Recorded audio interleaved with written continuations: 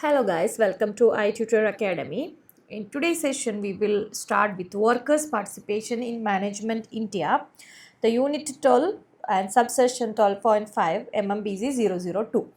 In our country, the concept of workers' participation in management is comparatively of recent origin, even though there were a few instances of informal joint consultation as early as in 1920s in the government printing press, Tata Iron and Steel Company, Jamshedpur, India Aluminium Workers, Belur, and in the railways. And the Delhi Cloth and General Mills Limited also introduced workers' participation in management in 1938 by having an elected representative of workers on the board of directors of the mills.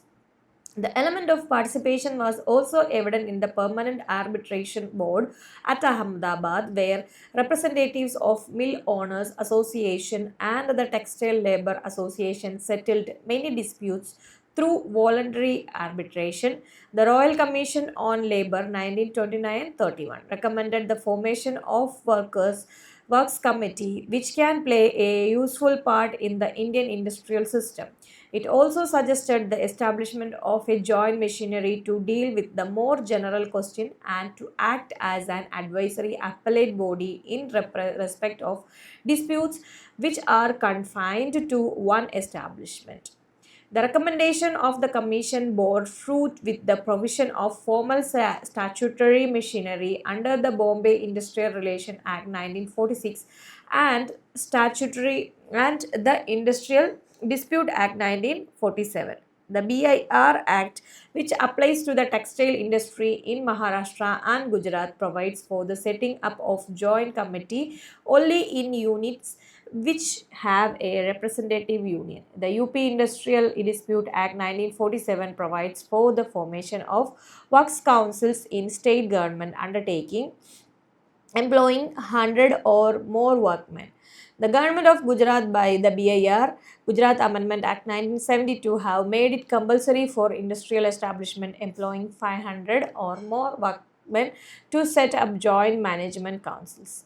Participation or consultation at the company and shop floor level in India. Since independence, various schemes have been formulated to provide for employee participation, consultation at the company and shop floor levels. Some of these are discussed below.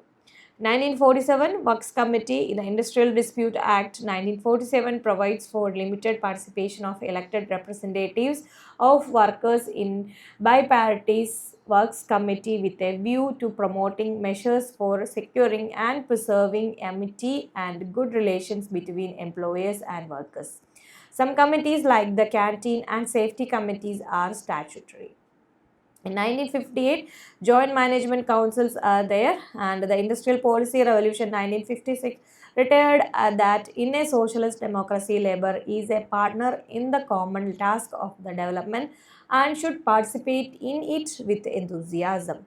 And 1970, employee director in nationalized bank. Following the nationalization of bank in 1969, the government required all nationalized bank to appoint employee directors to their boards, one representing the workmen and the other representing the officers. And 1975 amendment to the constitution and the workers participation. In 1975, the constitution was amended and section 43A inserted in the directive principle of the constitution. And 1977, the scheme of workers participation in management, another scheme broadly similar to the 1975 scheme, was introduced in 1977 and extended to commercial and service organization with 100 or more employees. And the 1983 schemes. In 1983, another new scheme was introduced and made applicable to all central public sector enterprises except where specifically expanded, and a standing tripartite committee was set up by Ministry of Labor to facilitate review and corrective measures.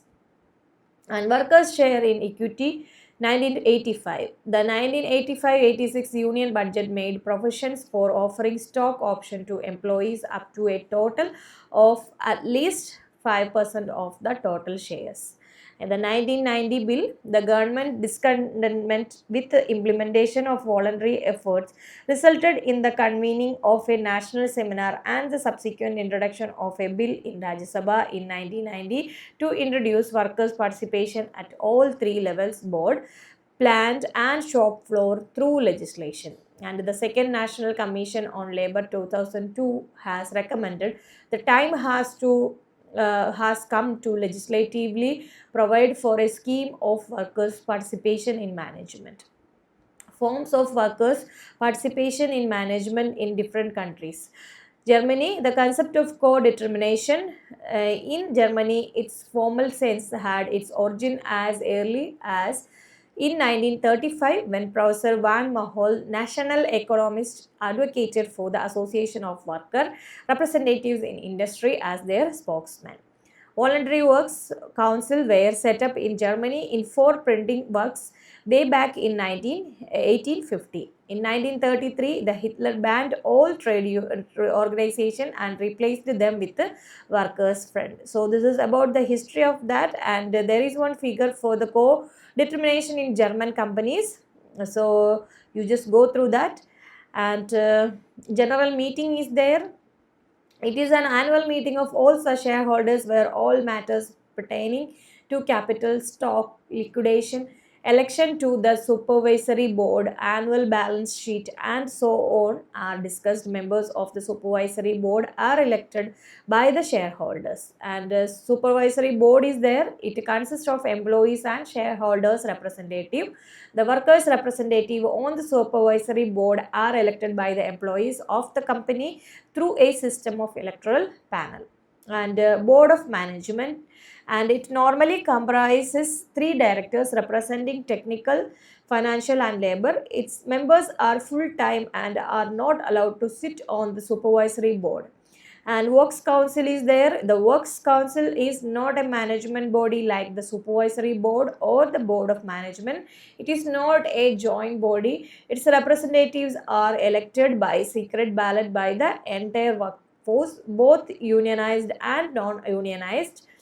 So the explanation and the history, you can go through the material also. It will be better for you. I also okay. And Yugoslavia, workers' self-management in Yugoslavia dates back to 1949, when President Marshal Tito dissented from the Russian authority. He emphasized the need for the development of distinctively Yugoslavian system with a complete departure from that of the Yugoslavian bureaucratic Russian system of state ownership. Okay, so that's about Yugoslavia. And Yugoslavia, there is workers' council is there, the management board is there, and the directors are there, and the people's committee is there, and the committee of the local people has say in appointment of directors as well as in the enterprises. They may provide investment funds for the establishment.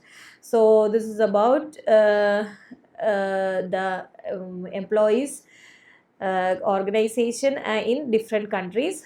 And next section is about the evaluation of workers' participation in management. The various schemes of workers' participation in management have failed to live up to the expectations of employees and employees.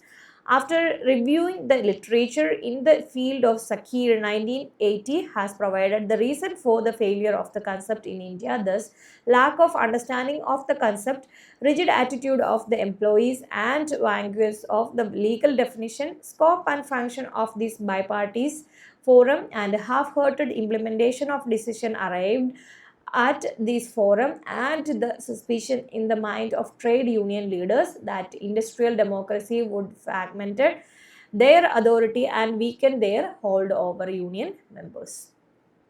And next is measures for effective workers' participation in management. In order to make a workers' participation in management a success, certain conditions should be satisfied, which are discussed below. The first one is managerial attitude. There is an urgent need to offer a training and education to workers and employees to make the participative culture a success. The employees should be willing to share information and shed a portion of their hard-earned authority in favor of workers. Workers are uniformed uninformed and lack experiences. And next is union cooperative, and under this the meaning of participation is there, workers attitude is there, and workers must have complete faith in the efficiency of system to encourage a participative culture among workers. Seminars and conferences, workshops must be held highlighting the usefulness of participation. Workers must have a sense of job security and freedom from appraisal resulting from their participation. To overall working environment must be congenial and enough to inspire the workers to give their best to the organization. So this is about today's session, and next section we will discuss the case studies and the summary of this chapter. If you have any doubt on this chapter, you can contact our contact number also, and you can comment it on comment box. You just revise this video with your IGNOU material, then you will clear more. Okay, thank you so much.